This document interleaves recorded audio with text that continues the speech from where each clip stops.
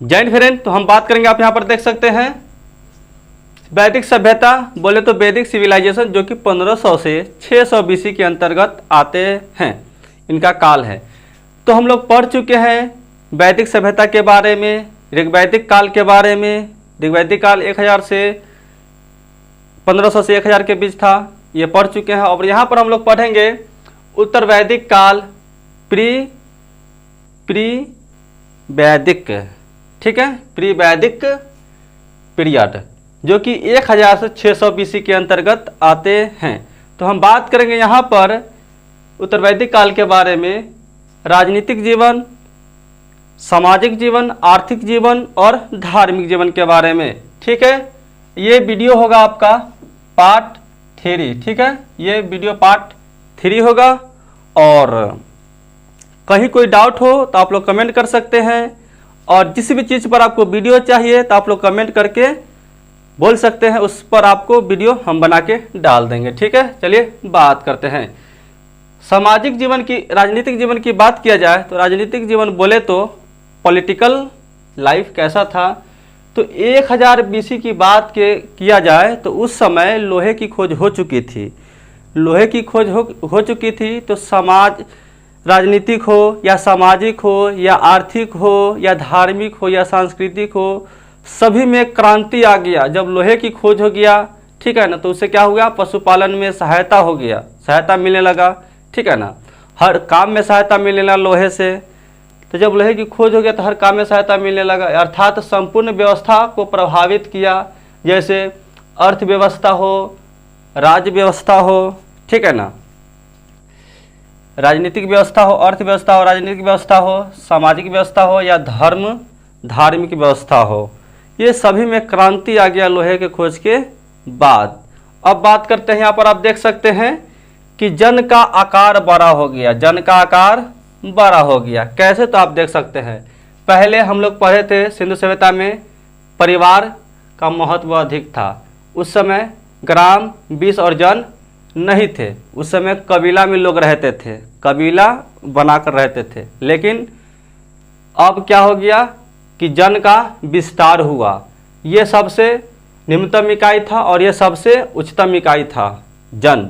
हम बात करेंगे अब, और उसी समय एक भारत और दूसरा कुरु, ये दोनों मिलकर कुरु जनपद का निर्माण किया, विशाल जन का निर्माण किया और उसे कुरु जनपद के नाम से जाना गया, ठीक है। और उसे वर्तमान में कुरुक्षेत्र अर्थात दिल्ली में है, ठीक है ना, जहाँ पे महाभारत का युद्ध हुआ था, जो कि 17 दिन तक चला था। कितने दिन तक चला, 17 दिन तक चला था, है ना, कि 18 दिन तक चला था। चलिए, तो वहीं पर कुरुक्षेत्र जहाँ पे महाभारत युद्ध लड़ा गया था, ठीक है ना। चलिए अब बात करते हैं, जैसे ही राजा का महत्व बढ़ा, जैसे ही राजा का महत्व बढ़ा तो क्या हुआ कि जो सभा थे, समिति थे, उसके अधिकार में कमी आने लगा। उसके अधिकार में जब कमी आने लगा तो राजा का महत्व ऑटोमेटिक पहले से बढ़ा था, इसी के कारण, ठीक है, तो कमी आने लगा, ठीक है ना। क्यों? क्योंकि शक्ति में राजा वृद्धि करने लगा और पद जो उस समय था वो वंशानुगत हो गया, मतलब राजा के ही पुत्र उस पर राज करते थे, ठीक है, उत्तराधिकारी होते थे, इसलिए वंशानुगत कहा गया है। फिर जैसे राजा का अधिकार बढ़ने लगा, ठीक है ना, जैसे राजा का अधिकार बढ़ने लगा, अधिकार जैसे बढ़ने लगा तो सभा हो या समिति हो, ये सबका क्या हुआ, अधिकार कमने लगा, ठीक है ना, ये दोनों का क्या हुआ, अधिकार कमने लगा, ठीक है ना। जैसे राजा का अधिकार बढ़ा वैसे ही सभा हो या समिति हो, जो कि सिंधु सभ्यता में बना था, है ना, जो कि ऋग्वैदिक काल में बना था, तो वो उसका महत्व उत्तर वैदिक काल में कम होने लगा। और किसकी मात्रा बढ़ा, तो रत्नीन की संख्या क्या हो गया, बढ़ गया, यानी 17 हो गया। इसकी संख्या क्या हुआ, बढ़ गया रत्नीन की, यानी अधिकारी की संख्या बढ़ गया, ठीक है। अगर हम नीचे की ओर ऐसे तीर देंगे तो इसका मतलब कम आ, ठीक है ना, और तीर का निशान अगर ऊपर की ओर देंगे इसका मतलब बाढ़ा, ठीक है ना। तो इस पर आप लोग ध्यान दीजिएगा, ठीक है। चलिए अब बात करते हैं कि कर की व्यवस्था। तो कर की व्यवस्था जो था, कर का जो विस्तार था वो धीरे धीरे होने लगा था इसमें, किसमें, तो उत्तर वैदिक काल में विस्तार होने लगा। और जो स्वेच्छा जो कर देता था वो नियमित कर दिया गया, ठीक है ना, उसे फिक्स कर दिया गया। पहले लोग ऋग्वैदिक काल में स्वेच्छा से कर देता था, है ना, अपने इच्छा अनुसार कर देता था। लेकिन उत्तर वैदिक काल में क्या हुआ कि नियमित कर दिया गया, ठीक है ना, फिक्स कर दिया गया। जैसे कि पीएम मोदी जो है फिक्स कर जीएसटी लागू कर दिया, फिक्स सबका हो गया। व्यापार यानी बिजनेस में जो जीएसटी लगता है, कपड़े खरीदते हैं, ठीक है ना, बर्तन खरीदते हैं, तमाम तरह के जो भी चीज़ खरीदते हैं, पैसों का ट्रांजैक्शन होता है, कोर्स कोई लेता है तो उस समय जीएसटी लगता है, चार्ज लगता है, कर लगता है, टैक्स लगता है, ठीक है ना। ठीक उसी समय इस समय जीएसटी फिक्स है, उस समय कर फिक्स कर दिया गया था। और एक चीज़ और है कि सेना और न्याय, तो सेना और न्याय का तो अभी भी नियमित नहीं था, ठीक है ना, ये अनियमित था। जैसे जहाँ तहाँ रहता था कबीला में, है ना, और जब कोई ज़रूरी होता था, लूटपाट करना हो या युद्ध करना हो, लड़ाई करना हो, तो सबको सूचना दिया जाता था और सब लोग आ जाते थे, ठीक है ना, और इकट्ठा होकर जो काम करना वो करते थे। तो नियमित नहीं थे। जैसे अभी भारत में जो सेना है वो नियमित रूप से तैयार रहते हैं बॉर्डर पर लड़ने के लिए। देख लेंगे, अब बिहार का तो और बंदा कमाले कर देता है, ठीक है। चलिए हम बात करते हैं, तो ये जो परिवार है ये लघुत्तम इकाई हो गया, लघुत्तम इकाई हो गया, है ना, और ये बृहत्तम इकाई हो गया, बृहत्तम इकाई हो गया, है ना। ये सबसे बड़े इकाई हो गया जन, और सबसे छोटी इकाई जो हो गया आपका परिवार हो गया, ठीक है। इसी तरह आगे बढ़ते जाएगा। जन के बाद जैसे हम लोग पढ़ेंगे महाजनपद काल, तो जनपद, जन के बाद जनपद और जनपद के बाद महाजनपद काल का उदय होता है। तो ये इस पर भी वीडियो बनेगा, ठीक है। चलिए उसके बाद अब वर्ण व्यवस्था जो था जन्म आधारित था, ठीक है ना। जन्म आधारित कहने का मतलब है कि जन्म के, अगर वे ब्राह्मण में जन्म लेंगे तो ब्राह्मण कहलाएंगे, क्षत्रिय में जन्म लेंगे तो क्षत्रिय कहलाएंगे, ठीक है ना।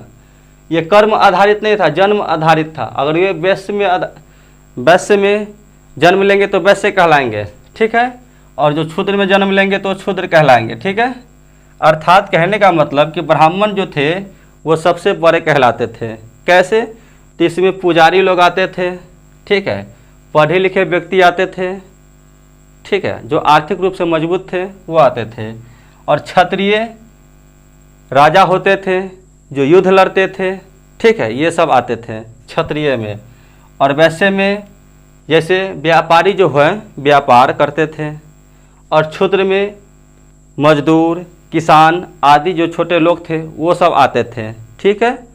तो जिस कुल में जन्म होता था, अगर ब्राह्मण में जन्म हुआ तो ब्राह्मण कहलाते थे, तो जन्म आधारित था वर्ण व्यवस्था, ठीक है। अब बात करते हैं गोत्र।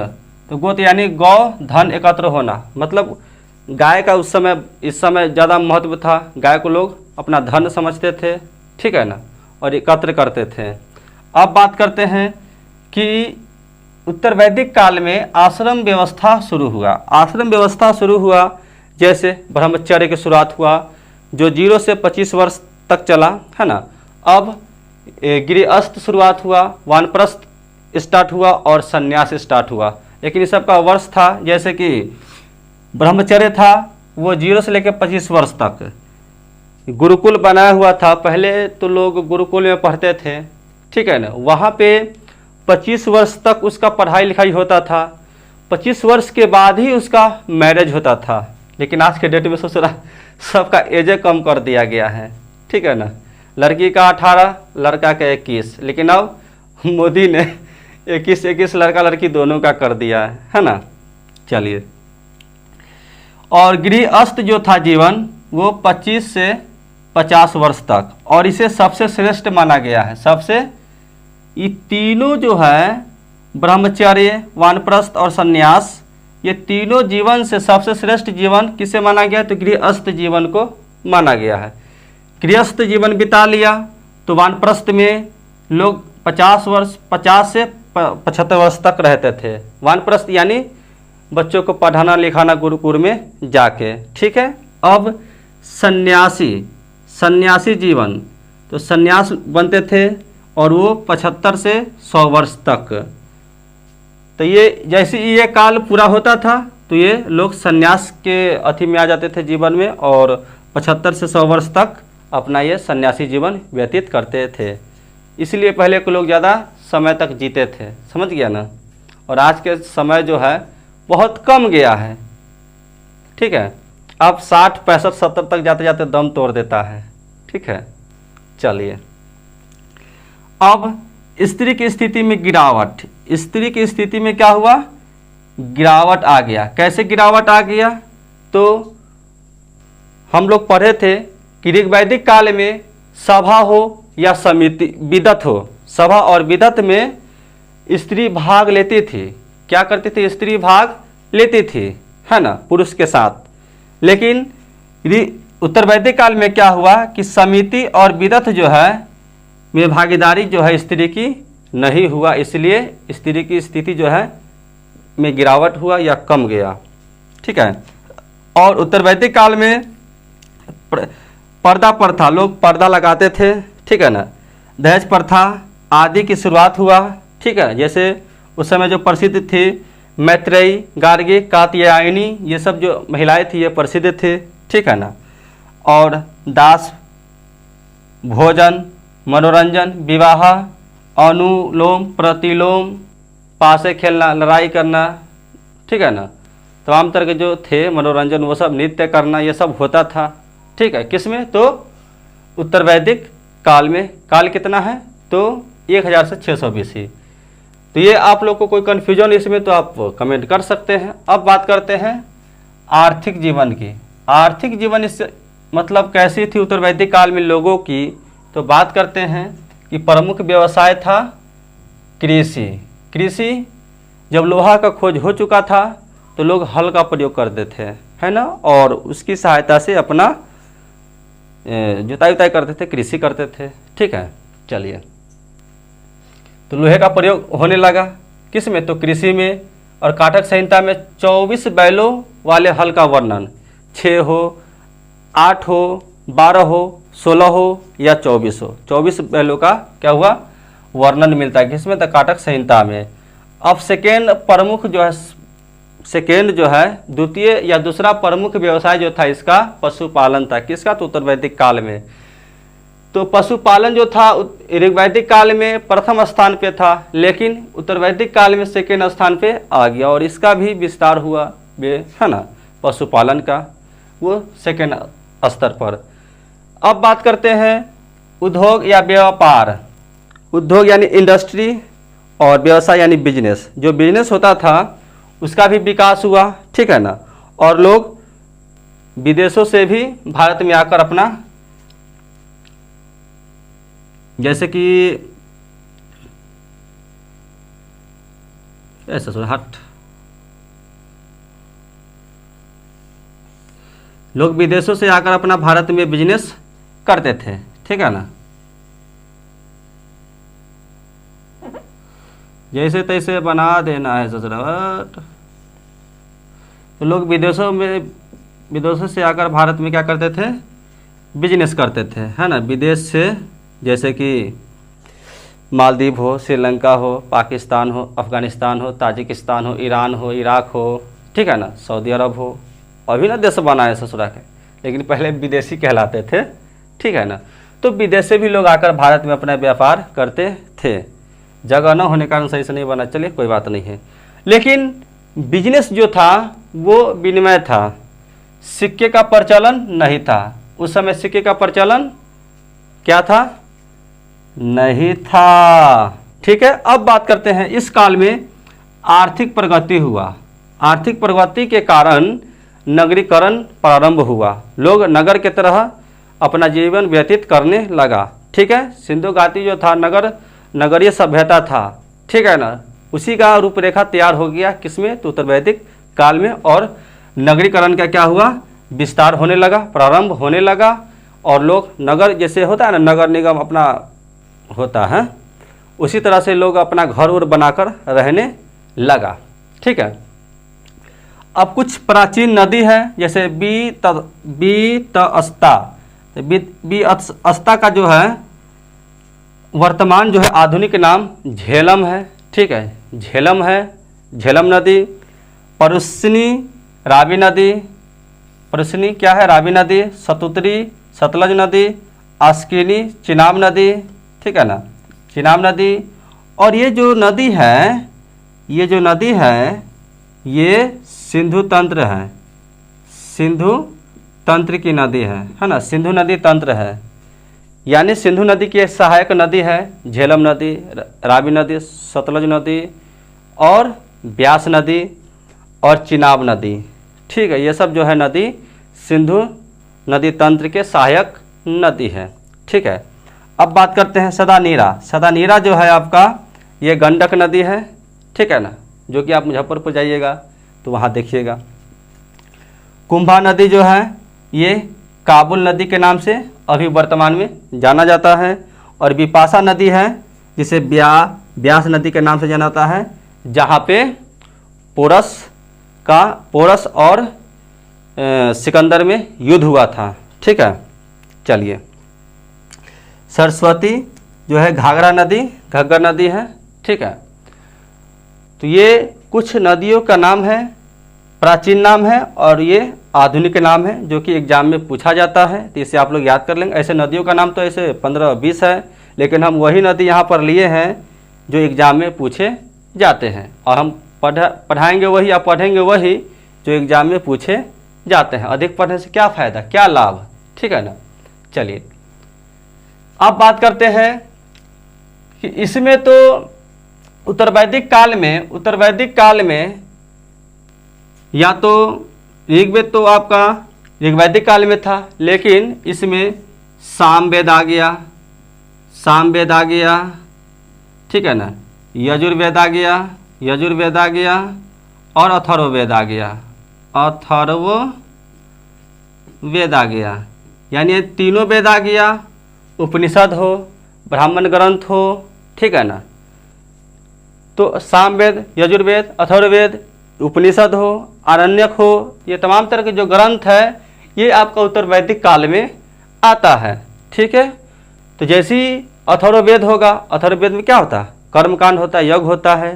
ठीक है ना, वशीकरण होता है, प्रेम, विवाह, तमाम तरह के जादू टोना, तंत्र मंत्र, वशीकरण, तमाम तरह की चीज़ अथर्ववेद में आता है। ठीक है ना, और सामवेद में गीत संगीत भारतीय जनक था, है ना, सारे गामा पधा निसा, 7 सुरों का तालमेल किसमें, तो सामवेद में। यजुर्वेद में यजु में गद पथ दोनों था। ठीक है, तो चलिए बात, यानी इसमें यज्ञ था, तो बात करेंगे। जैसे ही यजुर्वेद की बात होता है तो इसमें यज्ञ, बलि, तमाम तरह की जो चीज़ था इस सब का इसमें होता था यजुर्वेद में। इसका मतलब है कि इसमें यज्ञ हो, कर्मकांड हो का महत्व क्या था, बढ़ गया था धार्मिक जीवन में। किसमें, तो उत्तर वैदिक काल में। ठीक है, अब बात करते हैं ब्राह्मण हो, क्षत्रिय हो, ये दोनों का क्या था, संघर्ष का दौर था। ये लोग एक दूसरे से बेहतर की ओर बढ़ते थे। ब्राह्मण कहते थे कि हम बड़े हैं, तो क्षत्रिय कहते हैं कि नहीं हम बड़े हैं ससुरा, है ना, मतलब बराबर एक दूसरे को होना चाहता था। ठीक है, अब बात करते हैं कि प्रमुख देवता जो है वो प्रजापति था। प्रजापति कहने का मतलब है कि दक्ष प्रजापति, कुम्हार। ठीक है, तो प्रजापति जो है इसे सृजन का देवता कहा जाता है। ठीक है, अब बात करते हैं विष्णु जी थे, विष्णु जी। ठीक है, जो पोषण एवं रक्षक के देवता हैं, यानी इसे पालनकर्ता कहते हैं। विष्णु जी क्या कहते हैं, पालनकर्ता कहते हैं। ठीक है, यानी समस्त जीवों का पालन करते हैं, पालन पोषण करते हैं। ठीक है, रुद्र भगवान शिव जो कि पशुओं का देवता है ना, अर्थात ये है संहारकर्ता।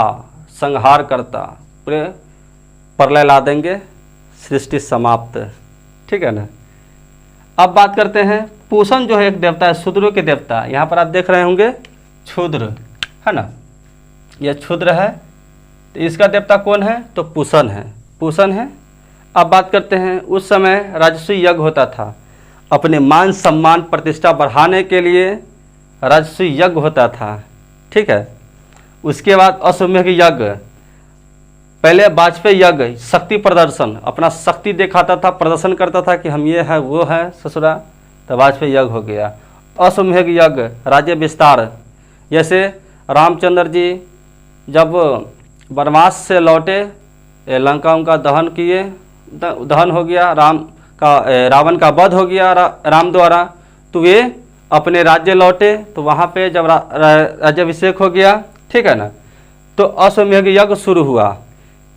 अर्थात बोले कि कहीं युद्ध नहीं करना है, अश्वमेध यज्ञ करे, उसके बाद घोड़ा जहाँ जिस राज्य में गया और वहाँ के राजा कुछ नहीं किया तो समझो ये मेरे अधीन है। अगर वहाँ के राजा युद्ध करने लगा तो समझो कि उसे युद्ध करना होगा। ठीक है ना।